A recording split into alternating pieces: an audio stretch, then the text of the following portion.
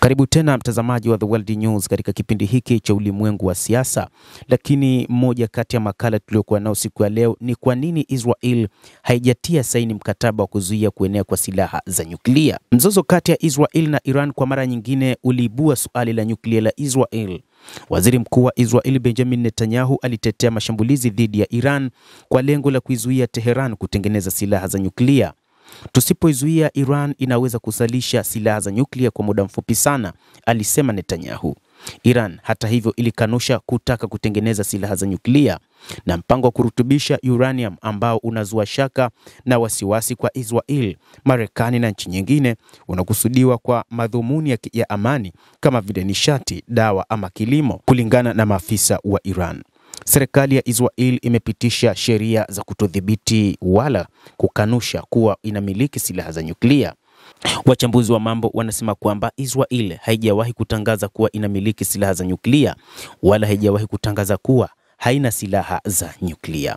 Israel inachukuliwa kuwa miongoni mwa nchi 9 duniani ambazo kwa sasa zinamiliki silaha za nyuklia, zikiwemo Marekani, Russia, China, Ufaransa, Uingereza, Pakistan, India na Korea ya Kaskazini. Israel inakadiriwa kuwa na takribani mabomu 90 ya nyuklia, inasema shirika la kimataifa la kukomesha silaha za nyuklia ICAN lenye makao yake makuu Uswisi, ambalo limetunukiwa tuzo ya amani ya Nobel ya mwaka 2017. Makadirio haya yanakaribiana na yale ya mashirika mengine, ikiwa ni pamoja na shirika la wanasayansi wa Marekani FAS lililoanzishwa mwaka 1945 kwa lengo la kupunguza hatari ya silaha za nyuklia, silaha za kibiolojia na kemikali, mabadiliko ya hali ya hewa na mambo mengine mengi. Zaidi ya hayo, Israel inakadiriwa kuwa ina akiba ya nyenzo za nyuklia zinazotosha kutengeneza takribani mabomu 200. Hata hivyo, usiri huo hufanya iwe vigumu kuelewa picha sahihi juu ya nyuklia za Israel. Wataalamu wanaamini Israel inaweza kurusha mabomu ya nyuklia kwa kutumia makombora ya nyambizi pamoja na ndege, inasema ICAN. Kwa mabomu 90 ya nyuklia, Israel inakuwa ya pili kutoka chini kati ya nchi 9 zinazotajwa baada ya Korea ya Kaskazini. Kulingana na makadirio ya FAS, nchi 9 zina jumla ya takribani ya vichwa 12,300 vya nyuklia. Karibu 90% ni Marekani na Urusi. Idadi kamili ya silaha za nyuklia kwa kila nchi ni siri ya taifa husika, hivyo makadirio haya yanaweza asiwe sahihi. Inaaminika kuwa mpango wa Israel wa kumiliki silaha za nyuklia ulianza katika miaka 1950 na silaha za kwanza za nyuklia ziliundwa katika miaka 1960. Ujasiri, ujanja na ufichaji yalikuwa ni mambo muhimu katika uundaji wa silaha za nyuklia. Kupitia nyaraka mpya za kihistoria zilizofichuliwa, zinaelezwa kuwa hata Marekani mwanzoni ilikuwa haifahamu ukubwa wa mradi wa nyuklia wa Israel. Katika miaka hivi karibuni, kauli za baadhi ya maafisa wa Israel pia zimetafsiriwa kuwa ni dalili kuwa nchi hiyo inamiliki silaha za nyuklia. Mnamo mwaka 2023 katika mzozo huko katika ukanda wa Gaza, mmoja kati ya mawaziri alipendekeza katika mahojiano na vyombo vya habari vya ndani kwamba bomu la atomiki lirushwe kwenye ardhi ya Palestina. Uundaji wa silaha za nyuklia duniani kote unaonekana kupungua kwa kiasi kikubwa tangu kipindi cha vita baridi miaka 1947 hadi miaka 1991. Wakati huo, ghafla za silaha za nyuklia zilifikia karibu vichwa 70,000 kulingana na ICAN. Wakati baadhi ya nchi zinapunguza silaha zao, zingine zinaongeza. Serikali ya Israel ni miongoni mwa nchi chache ambazo hazijatia saini mkataba wa kuzuia silaha za nyuklia NPT, mkataba wa kimataifa ambao ulianza kutekelezwa mwaka 1970 na mwaka 1990, ambapo nchi 190 zimetia saini. Watia saini wamejitolea kuzuia kuenea kwa silaha hizi na kukuza matumizi ya nishati ya nyuklia kwa madhumuni ya amani. NPT ni makubaliano ya udhibiti wa silaha za nyuklia, huku Sudan Kusini, India, Israel na Pakistan pekee zikisalia nje ya mkataba huo, linasema shirika la kudhibiti silaha lenye makao yake nchini Marekani. Mbali na nchi hizi 4 ambazo hazikuwahi kusaini makubaliano yoyote, Korea ya Kaskazini ilitia saini na ilijitoa rasmi mwaka 2003.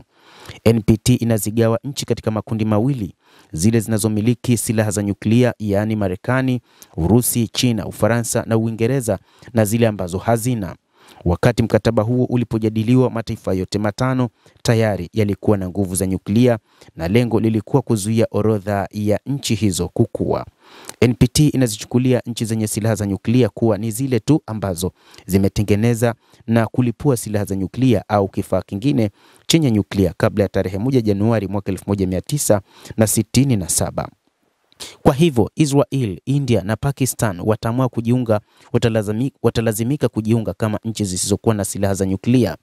Kisha wanapaswa kuharibu silaha zao za nyuklia na kuziweka nyenzo zao za nyuklia chini ya ulinzi wa kimataifa kama vile ilivyofanya Afrika ya Kusini ilivyofanya ilipojiunga na NPT mwaka 1991.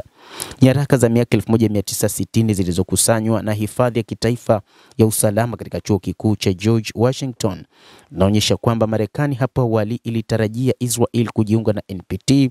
Hata hivyo, serikali ya Israel iliamua kutotia saini mkataba huo. Israel iliuona mpango wake wa nyuklia kama sera ya kulinda uhai wa taifa hilo, anasema Nicholas Miller, mtaalamu wa nyuklia na profesa katika chuo kikuu cha Dartmouth, New Hampshire nchini Marekani. Wataalamu wanasema Israel imezungukwa na nchi ambazo zinaichukia. Hii ndio sababu inaamini silaha za nyuklia ni muhimu na kuhakikisha uwepo wake. Marekani haijatoa mashinikizo makubwa kwa Israel kwa sababu ya uhusiano wa karibu kati ya Israel na Washington, na kwa sehemu katika sababu Israel haijaweka wazi juu ya uwezo wake wa nyuklia. Inaelezwa kwamba wapinzani wa Israel kwa muda mrefu wamekuwa wakitetea kutokuwepo kwa silaha za nyuklia katika eneo la Mashariki ya Kati ili kutoa shinikizo la diplomasia kwa serikali ya Israel kuhusu mpango wake wa nyuklia. Msimamo wa Israel na Marekani umekosolewa kuwa unaweza kudhoofisha juhudi za kuzuia kuenea kwa silaha hizo na kuyumbisha eneo hilo. Ukosefu wa uwazi na kile ambacho wengine wanaona ni unafiki pia kimekosolewa, kwani Israel imekuwa ikitumia juhudi za kidiplomasia na za kijeshi kuzuia nchi zingine katika eneo hilo kupata silaha za nyuklia na kuanzisha baadhi ya migogoro, ikiwa ni pamoja na mgogoro wa siku za hivi karibuni kati yake na Iran. Israel kumiliki silaha za nyuklia na kukubali kimya kwao na Marekani na serikali nyingi za Magharibi kunaleta habari za wazi za kuenea na kuweza kuhimiza serikali nyingine katika eneo hilo kuzingatia silaha za nyuklia, ripoti ya ICAN ilisema. Miller anasema hakuna shaka kwamba mpango wa nyuklia wa Israel umehimiza nchi nyingine katika eneo hilo kuzindua mipango yao ya silaha za nyuklia na kusababisha mvutano. Kwa wakati fulani Iran, Iraq, Libya na Syria zilijaribu kubeba silaha za nyuklia na kila moja imechochewa kwa kiasi fulani na uwezo wa nyuklia wa Israel. Kitendo cha Israel kutojiunga na NPT ni katika kile kinaelezwa kwamba inataka kuwa na silaha za nyuklia kwa siri mno na haikutaka maeneo yote ambayo yanaizunguka taifa hilo kuwa na silaha hizo, kiamini kwamba ikiwa siri hii itafahamika ulimwenguni kote, ni wazi mataifa mengine yatahitaji kuwa na silaha za nyuklia na hii itakuwa ni hatari kwao. Endelea kuwa nasi mtazamaji, usisahau kulike, kucomment na kusubscribe channel hii. Naitwa Adam Hussein.